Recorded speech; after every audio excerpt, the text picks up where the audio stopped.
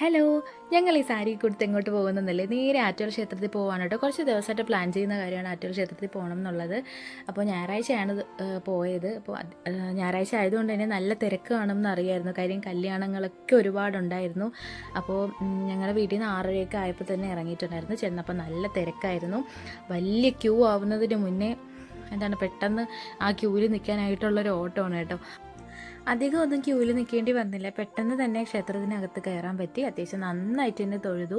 തിരക്കുണ്ടെങ്കിലും നന്നായിട്ട് തൊഴുവാൻ പറ്റി കേട്ടോ. പിന്നെ ഞങ്ങൾ പുറത്തിറങ്ങി കുളത്തിൻ്റെ അവിടെയൊക്കെ കുറച്ച് നേരം നിന്നു. പിന്നെ ആറ്റുകാൽ ക്ഷേത്രത്തിൽ പോകുമ്പോഴത്തേക്കും എല്ലാവരും നാരങ്ങ വിളക്ക് കത്തിക്കുമ്പോൾ ഞാൻ വിചാരിക്കാറുണ്ട് ഒരു തവണ എനിക്കൊന്ന് കത്തിക്കണമെന്ന്. ഇതുവരെയും പറ്റിയിട്ടില്ല, പക്ഷേ ഇപ്പോഴും എനിക്കതിന് പറ്റിയിട്ടുണ്ട്. അപ്പോൾ ഞാനും വിജിതയും ഒക്കെ നാരങ്ങ വിളക്ക് കത്തിച്ചു. പിന്നെ മോളെ കൊണ്ടും കത്തിച്ചു. എനിക്കത് ഭയങ്കര ഇഷ്ടപ്പെട്ടു കേട്ടോ. നല്ലതായിരുന്നു. എനിക്ക് വേറെ എവിടെ പോയില്ലെങ്കിലും ക്ഷേത്രങ്ങളിൽ പോകുമ്പോഴത്തേക്കും എൻ്റെ മൈൻഡൊക്കെ ഭയങ്കര റിലാക്സ് ആവാറുണ്ട്. അതുപോലെ ഞാൻ ഇടുന്ന അപ്ലോഡ് ചെയ്യുന്ന വീഡിയോസിലൊക്കെ മിക്കപ്പോഴും ഞാൻ പറയുന്ന കാര്യമാണ്. കൂടുതലും എനിക്ക് തോന്നുന്നു ഞാൻ അമ്പലങ്ങളിൽ പോകുന്ന വീഡിയോസാണെന്ന് തോന്നുന്നു കൂടുതലും.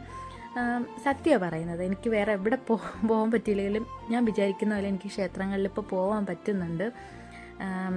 അപ്പോൾ പിന്നെ അമ്പലത്തിൽ പോയിട്ട് വന്നു കഴിഞ്ഞാൽ എന്തായാലും മസാല ദോശ മസ്റ്റാണല്ലോ. ആര്യസിക്ക് ഒരു മസാല ദോശയെ കഴിച്ചിട്ട് പിന്നെ തിരിച്ച് വീട്ടിലോട്ട് വന്നത്. അപ്പോൾ നിങ്ങൾക്ക് എൻ്റെ വീഡിയോസ് ഇഷ്ടമാണെങ്കിൽ നിങ്ങൾ എന്തായാലും സപ്പോർട്ട് ചെയ്യണം, പിന്നെ സബ്സ്ക്രൈബും ചെയ്യണം. അപ്പോൾ അത്രയേ ഉള്ളൂ.